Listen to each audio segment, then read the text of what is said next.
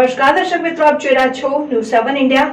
સુરત શહેરના textile hub તરીકે ઓળખાતા સારોલી વિસ્તારમાં આરજે એન્ટરપ્રાઇઝ નામની ફર્મના જીએસટી નંબર તથા પાન કાર્ડનો દુરુપયોગ કરી ગુજરાતના અનેક વેપારીઓને ખોટું ગાઈડ કરીને આશરે ₹1,98,84,473નો ગ્રે કાપડનો માલ મંગાવી ચૂકવણી કર્યા વિના છેતરપિંડી કરનાર ગુનામાં એક વધુ મુખ્ય આરોપી હિતેશ વઘાસિયાની ધરપકડ કરવામાં ઇકોસેલ ક્રાઇમ બ્રાન્ચે સફળતા મેળવી છે। આંગળીના ગણી શકાય એવા આરોપીઓને પહેલેથી જ સંપૂર્ણ પ્લાનિંગ સાથે અવધ માર્કેટ 2માં દુકાન નંબર 1015, 1016 તથા કુબેરજી એમ્પાયર ટેક્સટાઇલ માર્કેટમાં દુકાન નંબર 4008 ભાડે લીધી હતી।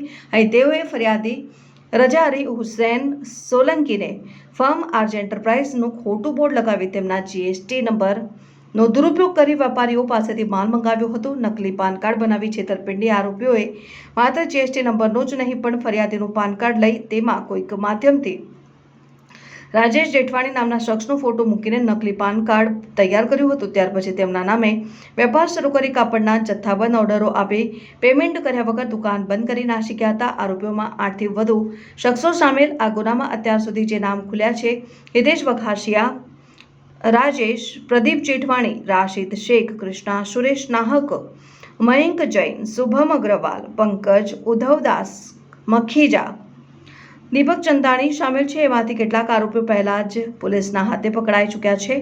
તમામ શખ્સોએ ફરિયાદીના નામે વેપાર કરી તારીખ 6 જૂન 2024 થી 13 જુલાઈ 2024 દરમિયાન વેપારીઓ પાસેથી કરોડો રૂપિયાનો માલ ઉપાડી ચૂકવણી કર્યા વગર નાસી જવાનો ગુનો કર્યો છે।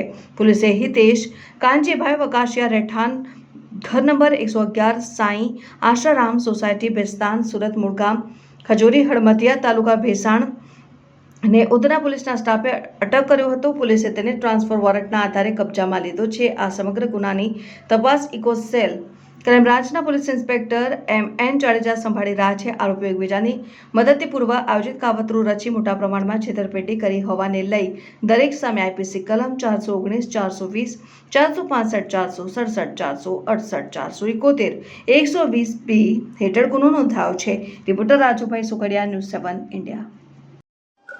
ફરિયાદી શ્રી રજા અલી હુસૈન સોલંકીએ ડીસીબી પોલીસ સ્ટેશનમાં ફરિયાદ નોંધાવેલ કે તેમના જીએસટી નંબરનો ખોટી રીતે ઉપયોગ કરી અને તેમના નામનું ખોટું પાન કાર્ડ બનાવી અને કોઈ ઈસમો એમના નામે વ્યાપાર કરી રહ્યા છે અને એ વ્યાપાર ખોટા બિલો બનાવી તેમજ ઇનપુટ ટેક્સ ક્રેડિટ મેળવી અને તેઓને નુકસાન પણ કરી રહ્યા છે।